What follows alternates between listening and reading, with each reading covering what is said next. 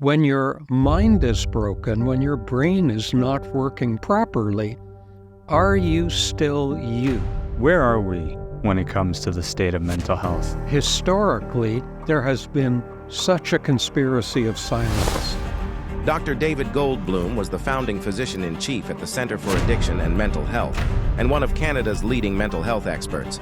There's nobody who can honestly stand up and say, not my family. Mental illness can come out of the blue. It doesn't need to be triggered. Ask somebody who has struggled with depression. What's the difference for you between feeling sad and feeling depressed? They can tell you in a heartbeat. When I'm feeling depressed, I just don't feel anything. People with mental illnesses, including people with schizophrenia, are in fact far more likely to be victimized than to victimize other people. But what does schizophrenia actually look like?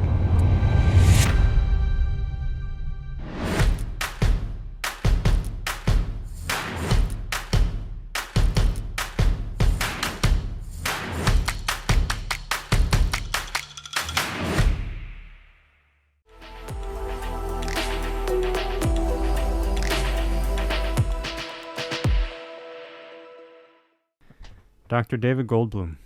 Samir. Welcome to the Gents Talk podcast. Thank you. It's great to be here. I am so excited to have this conversation. I've heard so many good things about you, but also just listening to some of your talks and your videos, it's nice to have a conversation with a doctor who is doesn't almost take himself too seriously. Life's too short for that, Samir. I mean, the reality is I took my work seriously, which is different than taking yourself seriously. Very good point. Very good point. Remember, everyone, take your work seriously, but don't take yourself seriously. Exactly. Okay. Well, speaking of work, and I have your bio here, and I wanted to read it out because there's so many key things here that I did not want to forget. So humor me a moment. Sure. You are the professor emeritus? Is that emeritus? Yeah. That means you're no longer actively teaching, but you're still alive. That's all it means. Okay. So you're a very much alive professor emeritus of psychiatry at the University of Toronto. You're an officer of the Order of Canada. Congratulations on that. Thank you. You were the founding physician-in-chief at the Centre for Addiction and Mental Health, CAMH, which is near and dear to my heart.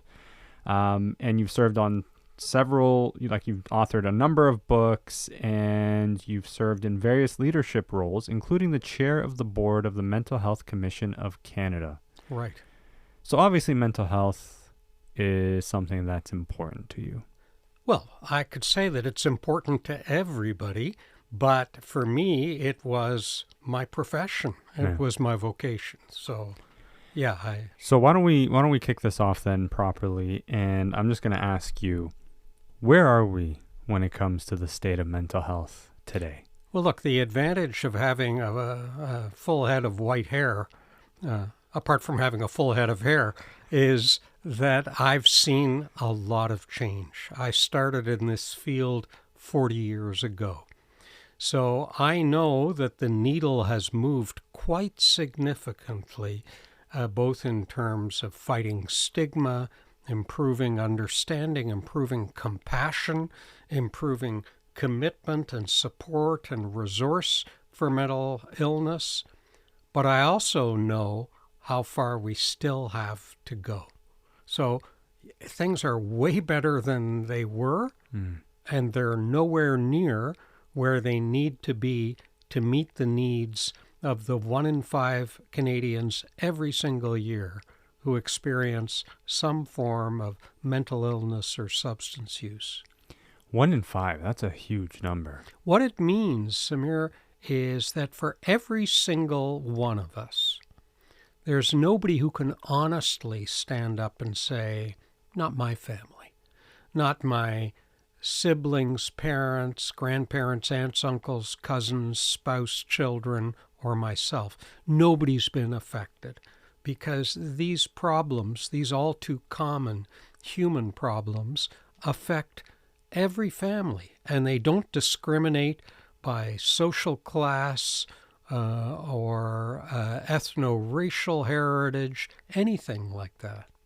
So basically, if you're alive today, you know someone. If it's not yourself, you know someone who's going through something. That's exactly right. And that makes it all the more ironic that historically there has been such a conspiracy of silence around mental illness. Why? I think because there is a level of shame, there's a level of ignorance, and there's a level of threat. And when I say threat, it's around the idea that nothing is more integral to how we define ourselves as unique individuals than our minds, right? I mean, short, tall, thin, fat, you're a dime a dozen. That's not what makes you, you. So that when you develop a mental illness, or when somebody you care about develops a mental illness, it has the potential to disrupt how you see that person or how you see yourself. When your arm is broken, people don't say, well, gee, that's not the Samir I know. I mean, his arm's in a cast. I get to sign the cast. It'll come off in a couple of weeks. He'll be back to his old self. When your mind is broken, when your brain is not working properly, are you still you in how you see yourself and how others see you? So if someone is going through a mental illness or is currently struggling with something, I guess firstly, for anyone listening or watching who may still be in that, not ignorance phase, but in the denial stage of either, no, I don't have anything, or no, I don't believe this is a real thing, maybe we can start at the very beginning. Sure. How does something like this develop? How does at what point does a bad day actually become I need to go see someone about what I'm going through? Sure. And look, let's not pathologize all of human experience, right? Sadness is a normal human emotion. So is fear. So is joy. So is a certain degree of suspicion around what's going on around you. And the danger would be for anyone who has a sad day or a joyful day to try to cast that in some kind of psychiatric illness model light. That's not what this is about. But if you ask somebody who has struggled with depression, what's the difference for you between feeling sad and feeling depressed? They can tell you in a heartbeat. They can say to you, you know, when I'm sad, I'm so upset about something, or I'm feeling so down about something in particular. When I'm feeling depressed, I just don't feel anything. I feel flat. I feel empty. I feel hopeless. And part of the confusion around sad versus depressed, which I think is one of the things you're asking me about, how do you differentiate normal human experience from illness, is that we use the word depressed really casually. People say, oh, I'm so depressed about the Oilers. They were so close. No, you're not depressed. You may be angry or upset or sad. You're not in a clinical state of depression. Because when mental illness hits, number one, it can occur in the absence of any trigger.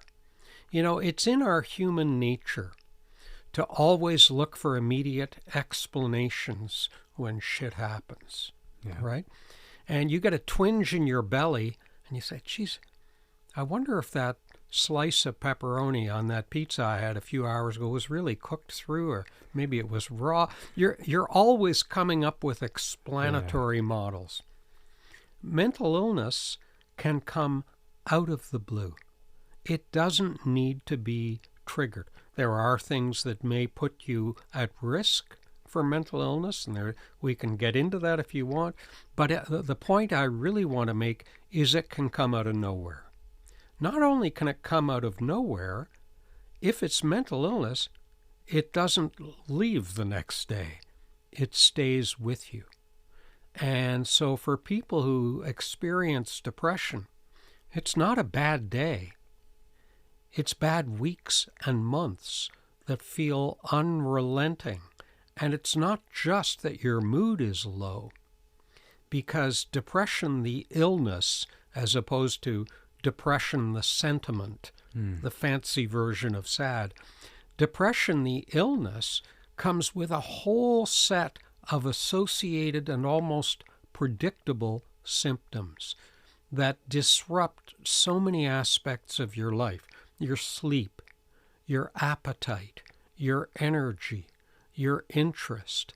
And then it's also something, and this is where it manifests in the workplace, that disrupts your motivation, your concentration, your ability to pay attention, your ability to feel motivated, or your ability to make decisions.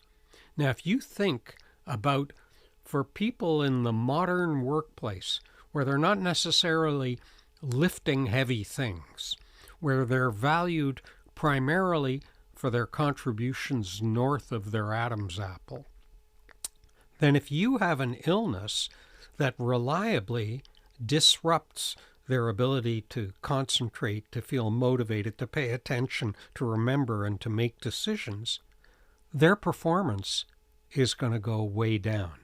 And that's why depression as an illness is one of the heaviest costs to the Canadian workplace. Would I be naive in asking, is it treatable? Yes, you'd be incredibly no. No, it's a totally fair question, because otherwise you'd be left in a state of despair, thinking, hey, this can come out of nowhere and there's nothing that can be done about it. Especially when you talk about it doesn't always need a specific trigger either. That's right. But look, lots of health problems don't need a specific trigger. Right. They can just come out of the blue. The good news about depression, and I really want to underline this, the good news is that it's a highly treatable problem. And that goes in the face of what people who are depressed think.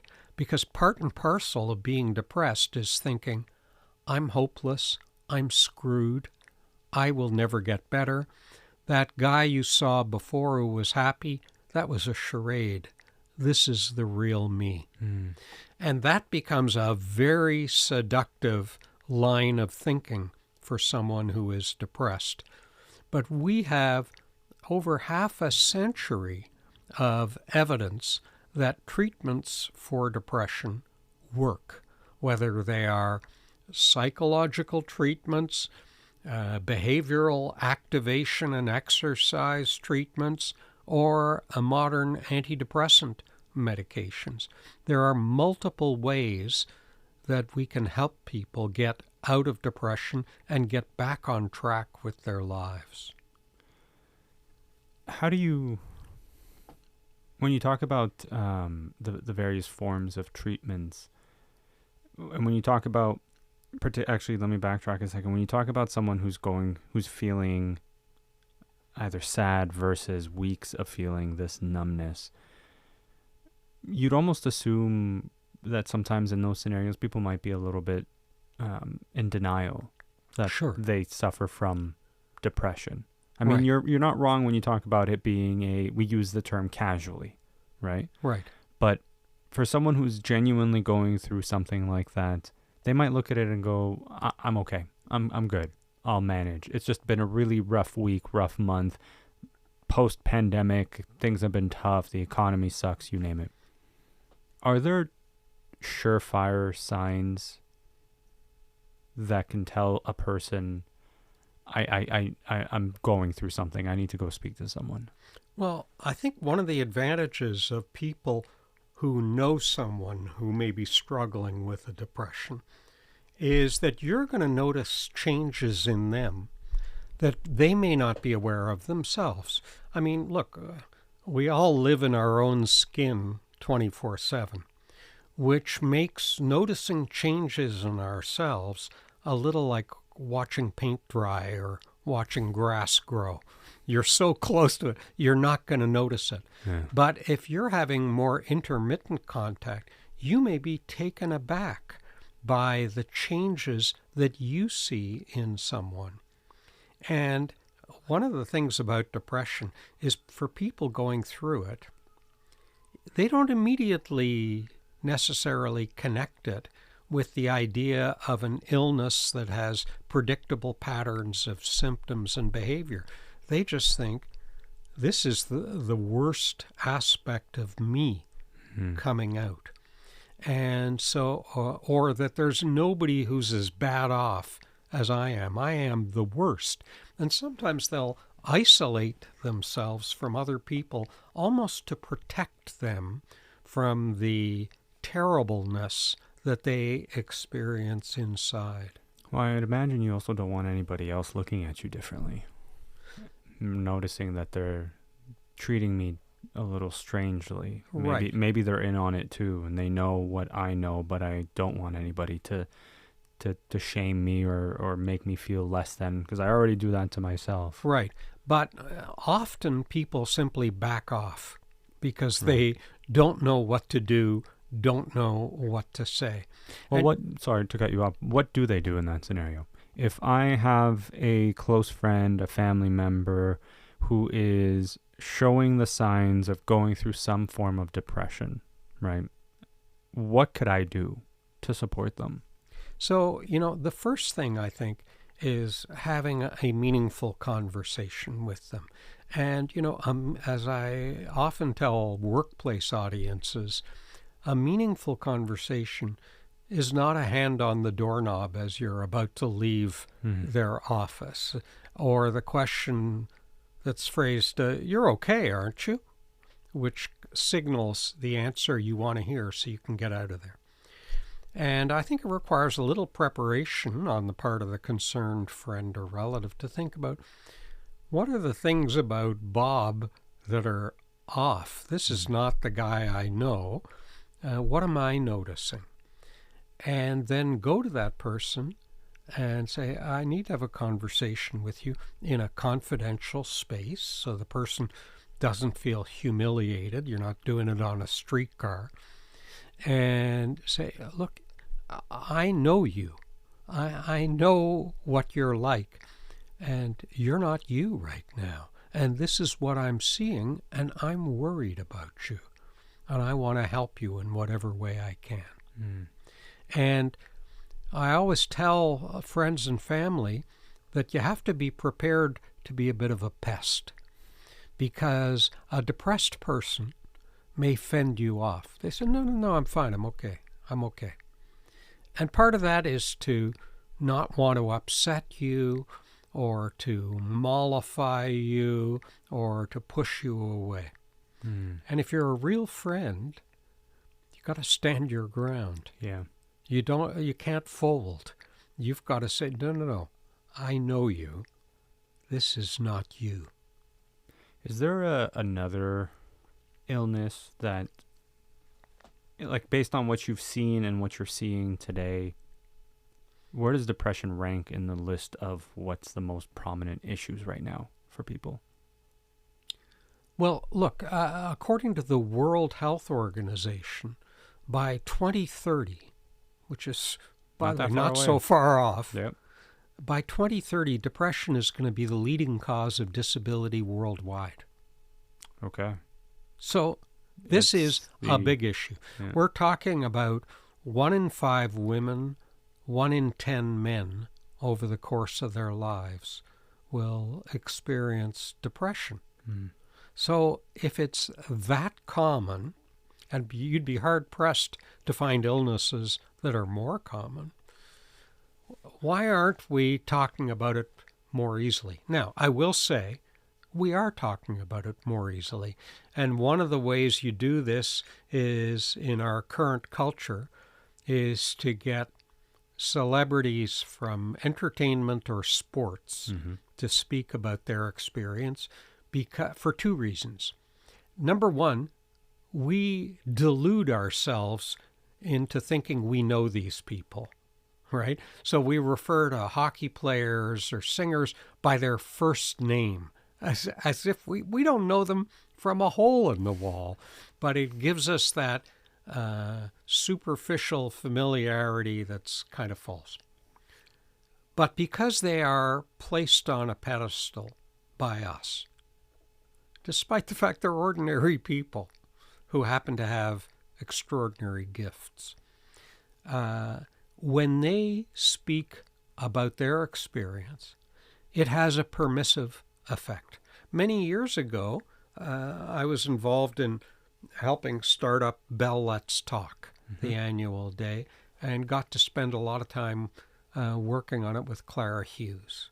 So here's our only Canadian athlete who's medaled in both summer and winter Olympic Games, an extraordinary human being, but also an ordinary human being who's struggled with all kinds of stuff and whose candor about it, whose willingness to talk about it, opens the door. I mean, if you see Clara at an event, what's stunning is the number of people who come up to her and spill the beans about their own experience and say, "You're the first person I've ever told."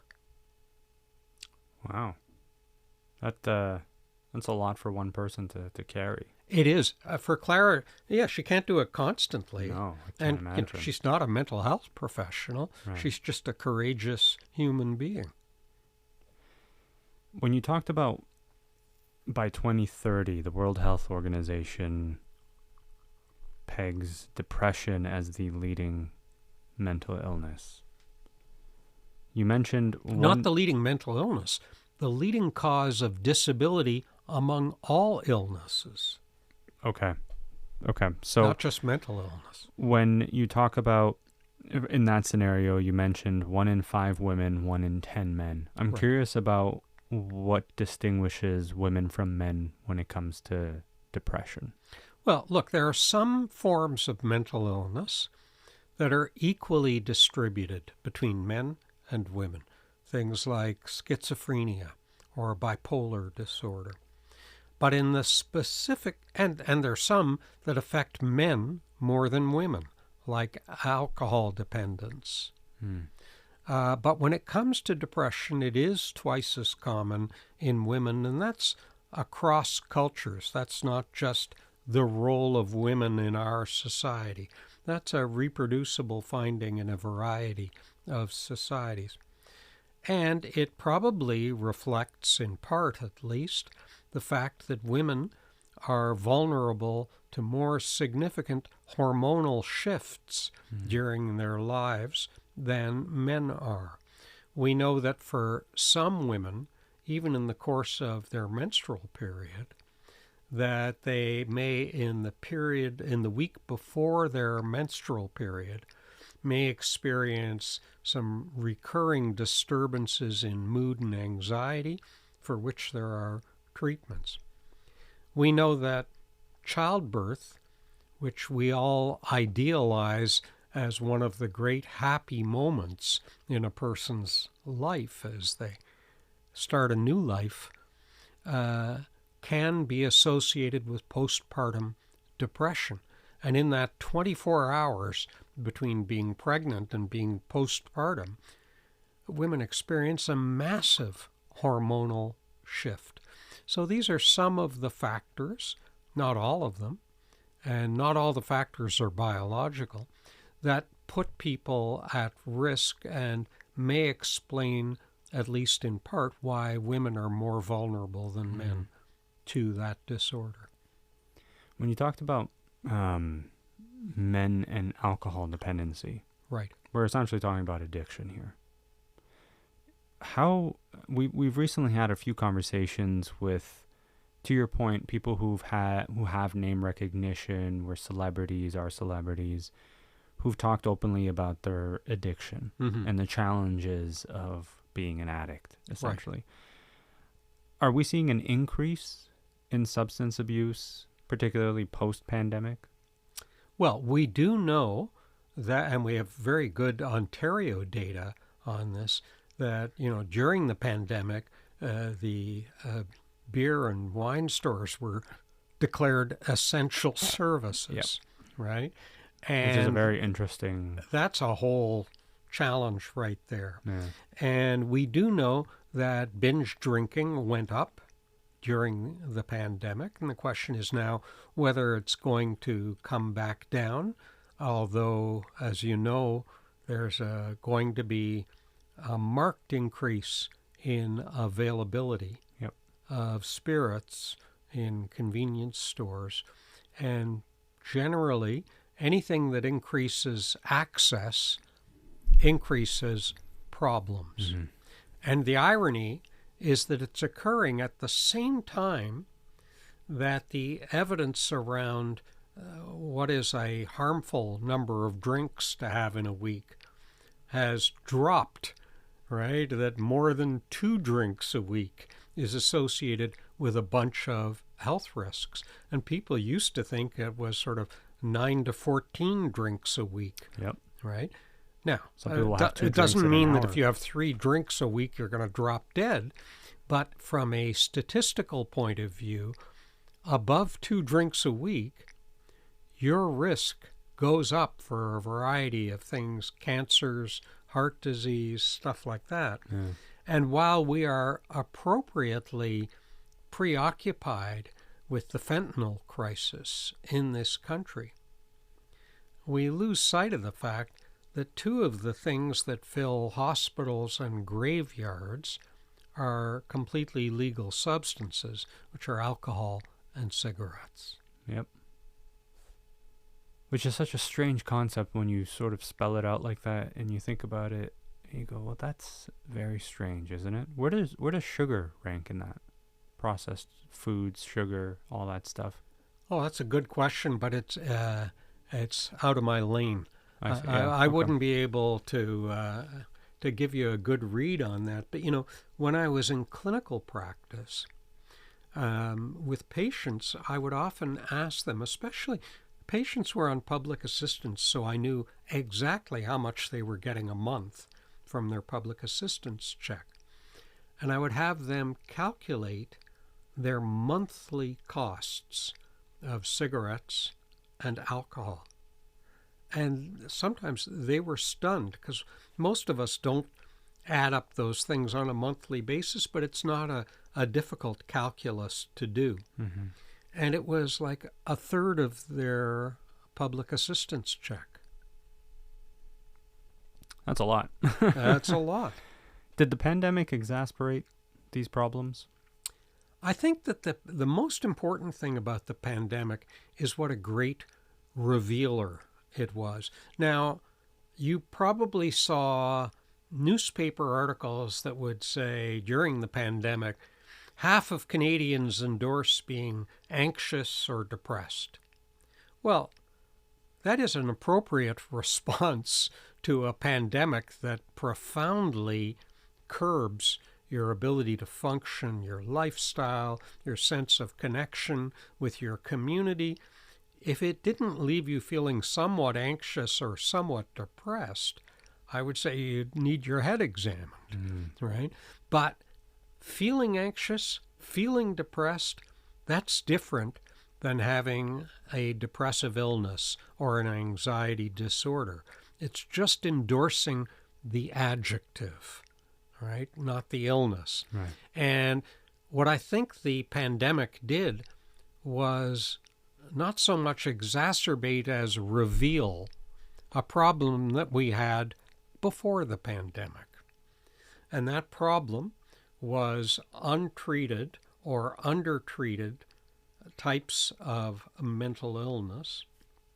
And of course, it was also a revealer of the inequities in our society. If you had the kind of job that allowed you to work from home, and if you had a home, and you had a room in your home that was your own, you were a different person than somebody whose job forced them to be on site in a warehouse or out doing deliveries, and you're living in a multi-generational home with vulnerable grandparents in terms of their physical health. So it played out very differently in different communities. And here I'm talking actually about the spread of COVID, not simply the impact on your mental health. Right. When you talk about those kinds of living arrangements and working arrangements, it just makes me think about the stress that people went through, and that age-old adage of stress kills when you undergo a certain amount of stress. Can we actually explore that a little bit further? Sure. I'm very fascinated by how stress plays a role in our everyday lives. And look, I wouldn't set myself up as an expert on stress, all right? And there are experts out there, but I'm probably not one of them. So you can take all of this with a grain of salt. But, there have been surveys done of Canadians in the workplace asking them, how stressful do you find your work? And I'm very interested in workplace conditions that can exacerbate mental illness for people. And so when you look at these surveys, there's a small tranche that says, I find my workplace extremely stressful. And then there's a much bigger one that says it's moderately stressful. And then there's a tiny group that says, not at all stressful. And I remember looking at that thinking, what the hell do you do for a living? It's not at all stressful. And my point in stating this is that we all need a healthy level of stress to motivate us, to galvanize us, to encourage us. So stress is not automatically a bad thing. Okay. Right? It occurs, first of all, in degrees, and second of all, it occurs in a context. So one of the workplace environments that's thought to have very negative health consequences in terms of stress is one of high demand, low control. In other words, a lot is asked of you, but you have very few degrees of freedom as to how you go about completing that task. Right. And so that's a setup for a very negative stress situation. Whereas, there'll be a lot of competitive athletes who say, yeah, it's very stressful when you're in the midst of a match, but that's also the rocket fuel that has them give their best performance. So it's just about the context in which the stress exists. Well, it's about that, and there are people, we all vary in terms of our ability to cope with stress, to be resilient in the face of stress. But, most human beings are resilient. And that's why, a universal equation of stress with dysfunction, disability, illness is a gross oversimplification of what happens.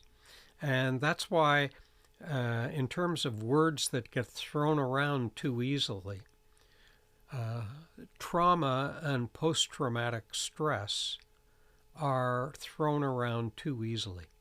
There are people who are genuinely and profoundly affected by highly traumatic events, all right? And their lives can be torn apart by them, and they can be really disabled by what has happened.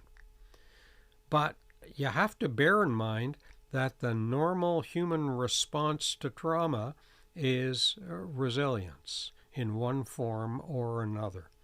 And that there are studies of people, the classic being what happened at 9/11 in New York City.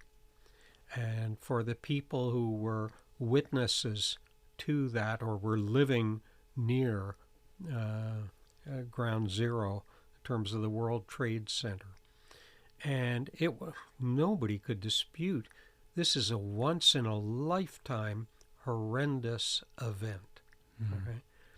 Does that mean that everybody who was there developed post-traumatic stress disorder? No. Some did, and I'm not diminishing in any way the significance of the suffering for the people who did. My point is simply, it wasn't everybody.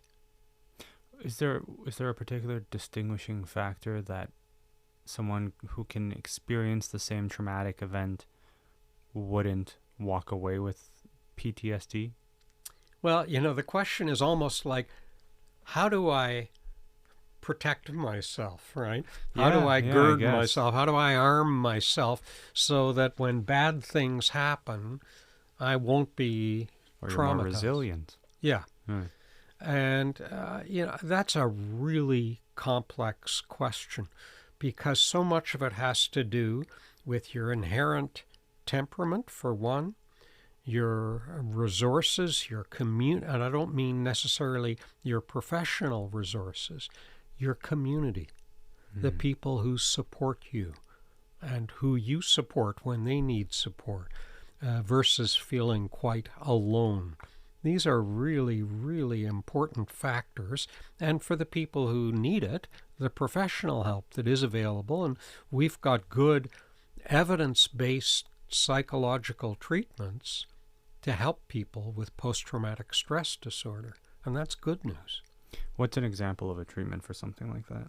So there are psychological treatments such as cognitive behavioral therapy, cognitive processing therapy, and some people are now looking at the world of psychedelics and whether psychedelic-assisted therapy can be helpful for some people with post-traumatic stress disorder. That's very much in the investigation and research phase right now, even though there are lots of advocates for making it freely available or widely available. And I think there needs to be a note of caution in that area because I don't think the knowledge base is really where it needs to be for this to be common clinical practice. And that takes us into, the zone where the entrepreneurial competes with the scientific. So much as in the way people have touted the health benefits of cannabis, I would say the entrepreneurial is way ahead of the scientific. Sure. And the cannabis stores that line our streets now, I don't know where they're going to be in 5 years, but there's obviously in the short term there's money to be made. Well, is there? On the psychedelics piece, it's something that seems to continue to come up every time I'm having a conversation with someone who's working in this space. That psychedelic-assisted therapy is perhaps the next frontier, maybe for lack of a better term, of therapy for PTSD. But you touched on a point particularly around cannabis. So I'm not an expert, but I have, in just reading up on it, there's arguments that cannabis is helpful for someone who is under a significant amount of stress or recovering from a physical injury. And then on the flip side, there's arguments that cannabis will actually impede your sleep. It will make things worse for you. It's not how it's being advertised. What's your take? Can we just figure out good, bad, neutral? Well, again, rather than make it a universal thing, let me draw some parallels to alcohol. 80% of adult Canadians drink. Do 80% of adult Canadians have a problem with alcohol? I would say no. It's a very small subset who have a problem with alcohol where it really causes havoc in their lives. If you came from a family where every adult male, your uncles, your father, your grandfather, your great-grandfather, had really serious alcohol problems, you would be well advised not to drink.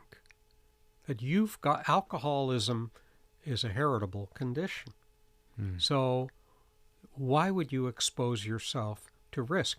If your father and grandfather and uncles all died of heart attacks at age 40, right? You might think maybe I should be eating a heart smart diet, maybe I should be exercising, watching my weight, getting sort of preventive care wherever possible, because I don't want to die of a heart attack at 40. So similarly, if you've got a family history of alcohol problems, you might want to at least consider the possibility of a life without alcohol, right? Or you may say, I'm going to take my chances and I'll try to drink moderately, which is fine, except for the fact that it can be a runaway train in people who are genetically vulnerable to the effects of alcohol. We know that with cannabis, in people who are genetically vulnerable to psychosis, in other words, they may have a sibling, a parent, an uncle, a grandfather with schizophrenia. They would be really well advised not to smoke weed, because in genetically vulnerable people, weed can precipitate the emergence of psychosis. Wow. And weed is much more potent now than when I was in college in the 1970s. All right, it's, 10 or 40 times more. What we smoked was like catnip compared to what's sold in stores now. And so a lot of adults in their 50s, 60s, 70s who say, well, this is pretty benign stuff, they don't know what people are smoking now. The psychosis piece, the schizophrenia piece, that's a scary thought. It is a scary because thought. it could be just tied to your point to someone in your ancestry who has it, and suddenly you're... But look, all the more reason for people in families to be talking openly about stuff that was completely kept in the closet. All right? In the old days, if you had an Uncle Louis who was hospitalized for mental illness and in an asylum, he kind of dropped out of the family pictures and discussion around the family dinner table because it was a source of tremendous shame.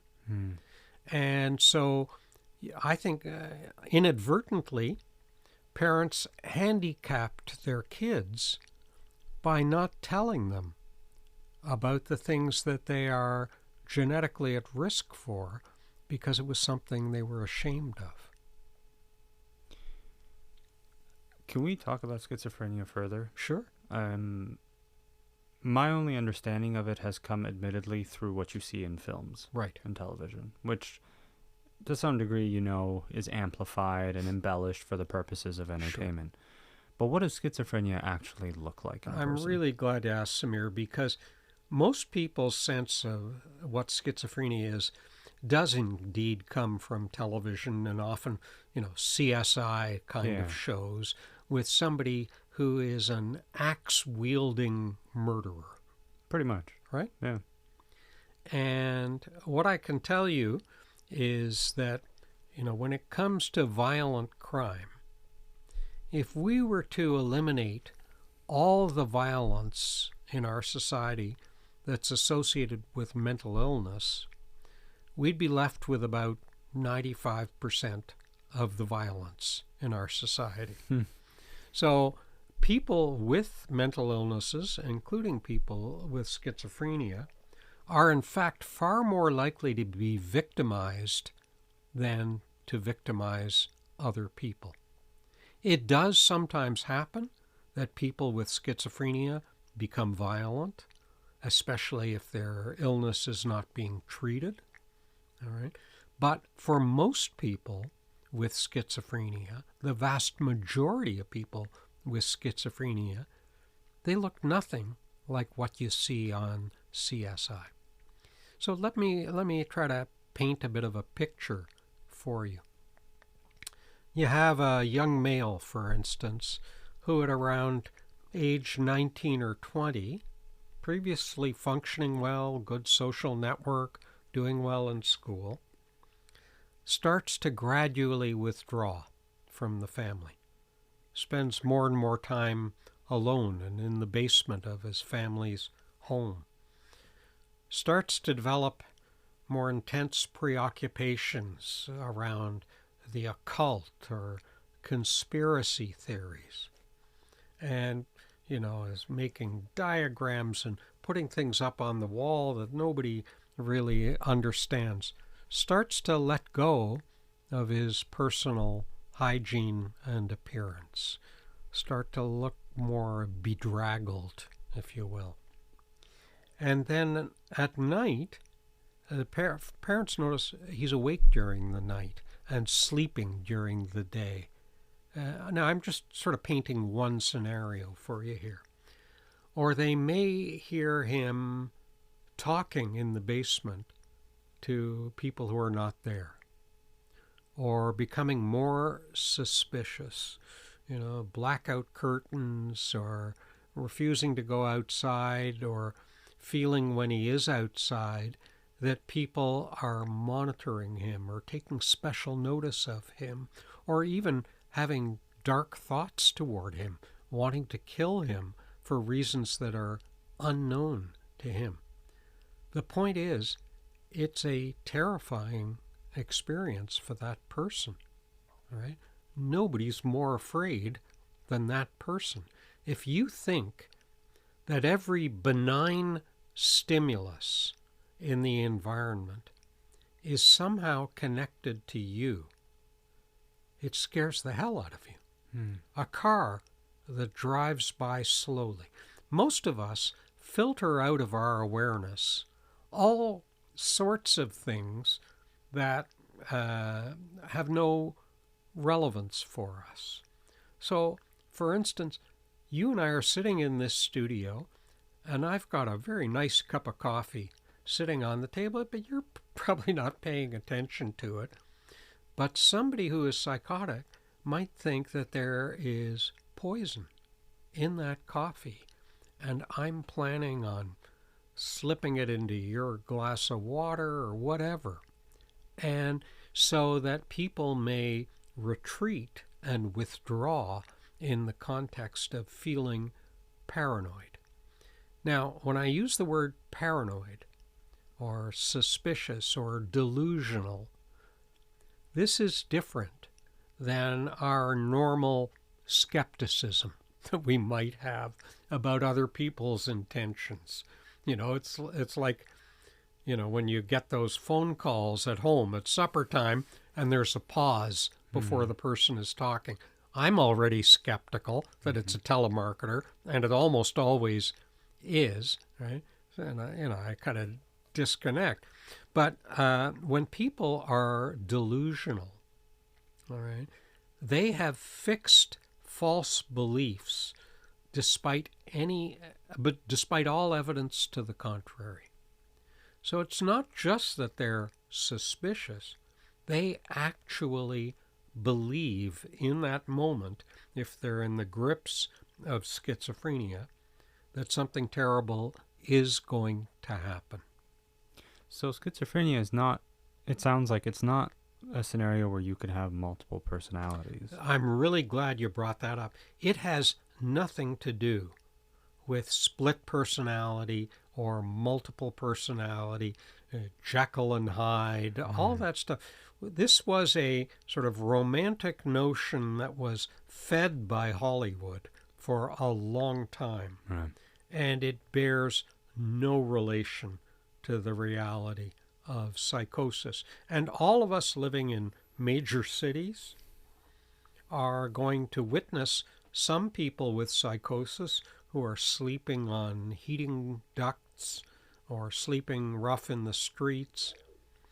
But remember that the majority of people with schizophrenia are housed. They're not homeless. They're housed. They may be living in a group home. They may be living with family. They may be living on their own. They may be living in a boarding house. But most of them are housed. Is schizophrenia something that is either extreme or not, or are there varying degrees of it where someone could theoretically be a functioning schizophrenic? Oh, yeah, there are people with schizophrenia who are holding down steady jobs. Okay. There are people with schizophrenia who marry, who have relationships, right? But it can be, for some, a really disabling illness that interferes with all of those typical markers that we have of what it means to be functioning well in society. So it requires, for some people, a real readjustment, not only in themselves, but in the people who care for them, their families.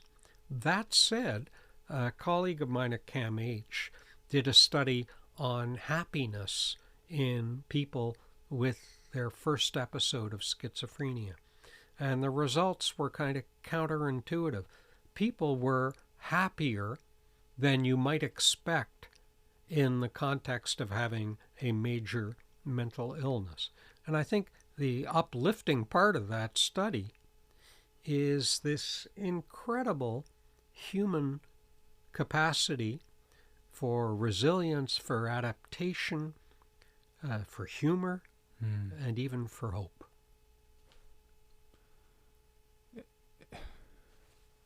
Happier? Strange. You wouldn't think it, right? You would say, if I was in that situation, I would be so unhappy. Yeah. Right? You never know how you're going to be in that situation until you're in that situation. Sure. Right? And look, we do the same. Say, wow, if I ever got cancer, I don't want any heroic interventions. I don't want to go through until you get cancer. And then people say, bring it on.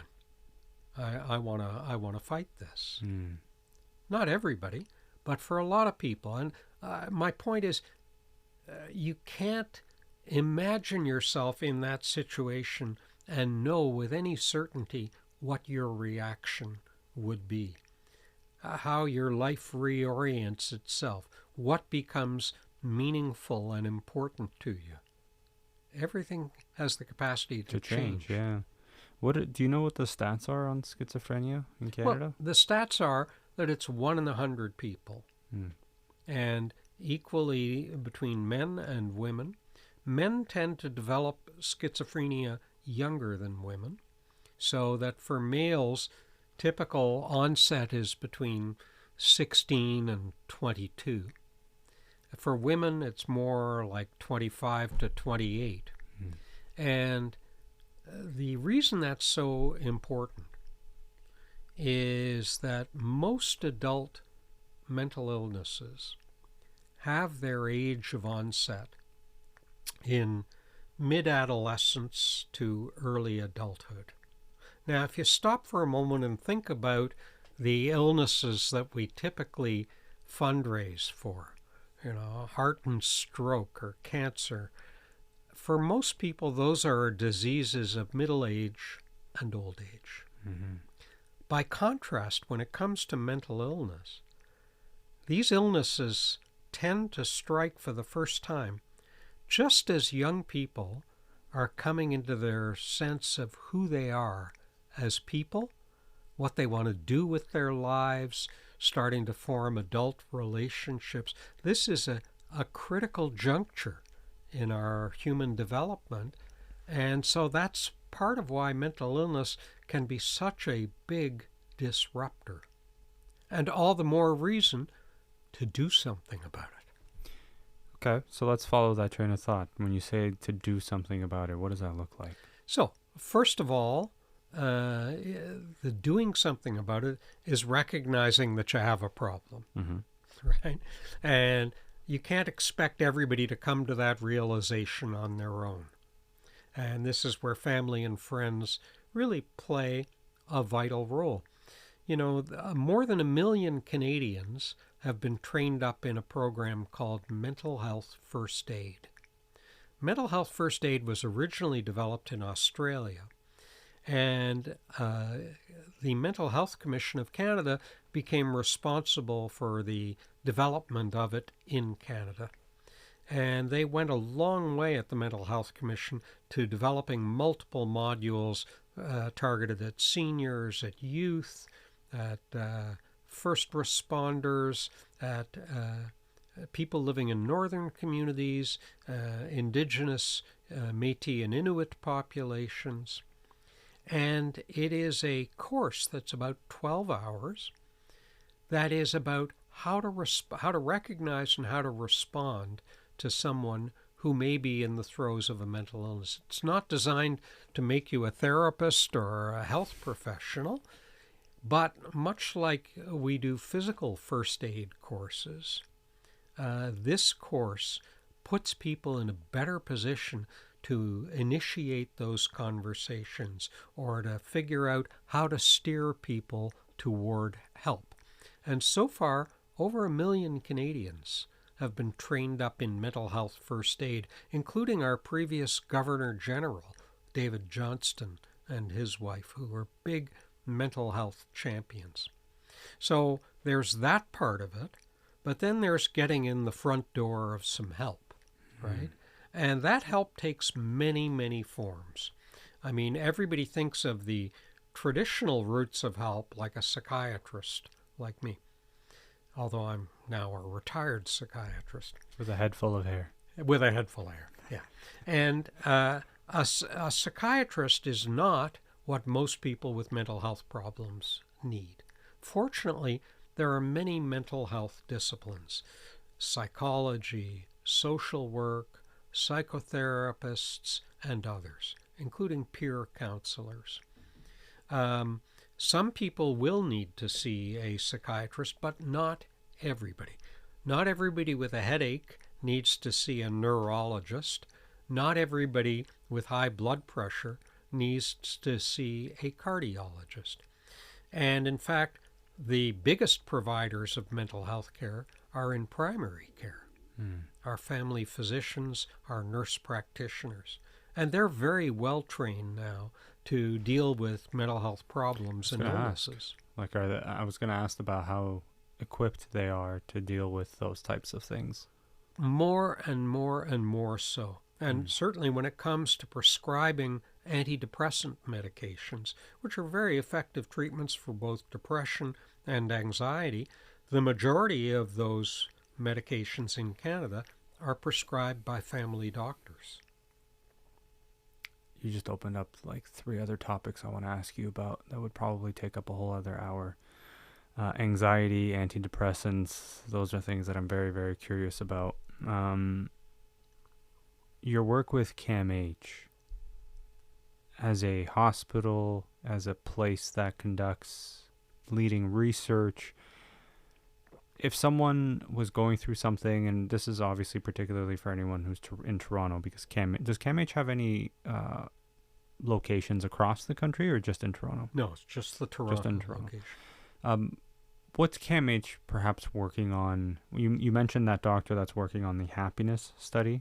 Well, that was a study he did like a decade ago. I see, okay. Yeah. Are there any other studies that are currently in the works that are, in your mind, fascinating and something to look to in terms of potentially changing the way we look at some of these illnesses? You know, there are a number of, the great thing about CAMH is it really runs the range from the most fundamental inquiry at the genetic level, at the neural level, at the brain imaging level, all the way out to what's going to work in the community for people.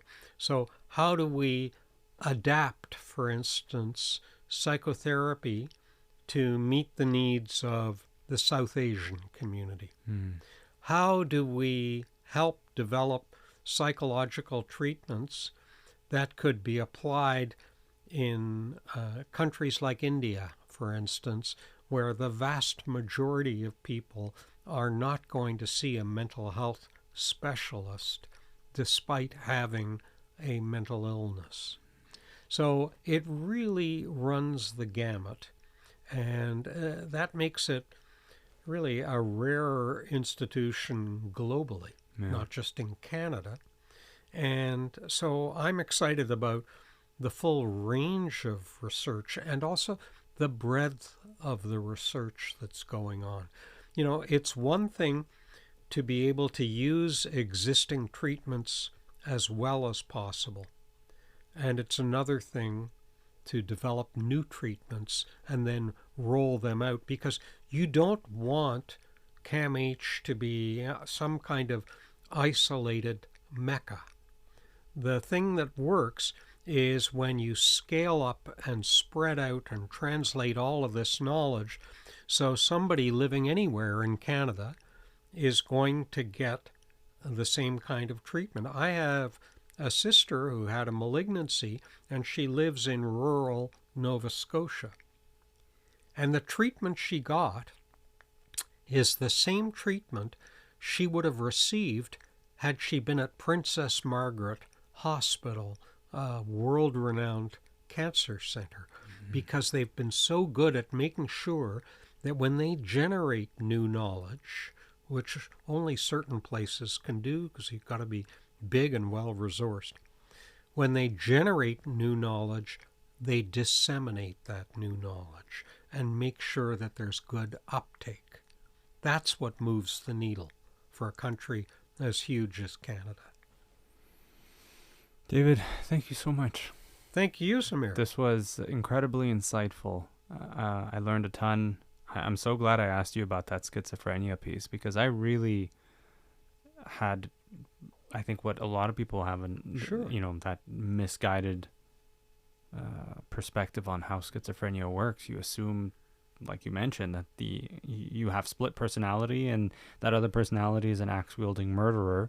Right. And it almost creates a sense of fear and judgment. Totally. You know, like if you said to me, Samir, I suffer from schizophrenia, okay, I wouldn't even know what to do with that information. And I'm also fascinated by this idea of there's a mental health first aid, you called it. Yes. I think the name of the course. I'd never heard of that. Yeah. And you just Google mental health first aid, and it'll take you likely to the website of the Mental Health Commission of Canada, and you can find out how to take the course. But let me say something else about sort of preconceptions and stigma, for instance, around schizophrenia. One of the greatest antidotes to stigma is not education or protest, it's human contact. If you were to talk with someone, have a conversation with someone who has schizophrenia, that would likely be profoundly transformative for you. You'd find out about their experience. You'd feel less afraid. Even though for some people with schizophrenia, it can be scary to be around them because their behavior is sort of dysregulated. They're disheveled, they may be hallucinating or gesticulating or doing things that, get you on edge and scare you. You wonder, is this person unpredictable, or are they going to lash out at me, right? And that's where a conversation with somebody who has that illness may profoundly change how you think about the illness. Absolutely. I mean, having a conversation with anybody about any topic removes that other, removes that unknown, and humanizes the person, the illness. Totally. And suddenly you go, oh, you're not all that different from me, my family, etc. All this to say, it just means there's a lot more that I need to learn about, and I'd love to have another conversation with you if you're up for it about, like I said, anxiety, antidepressants, all those topics.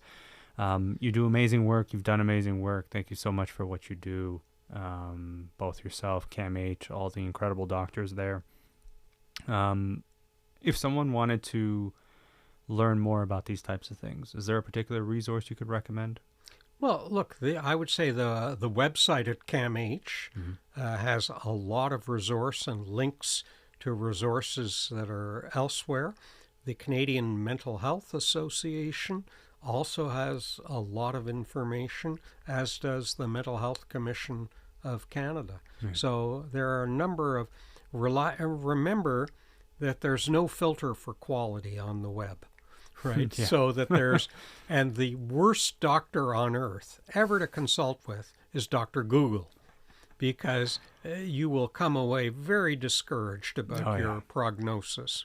So avoid Dr. Google, but websites of organizations like the ones I've mentioned, or the National Institute for Mental Health in the United States, similar organizations in the United Kingdom, they have filtered high-quality information, and that's a good place to start. Absolutely. David, thank you so much. My pleasure. It was a pleasure for me to listen to you talk. I felt like I was in a lecture hall, and I enjoyed every minute of it, in a good way. Well, there is a quiz. Okay, perfect. I'm ready. Listen, I learned a ton. I'm ready.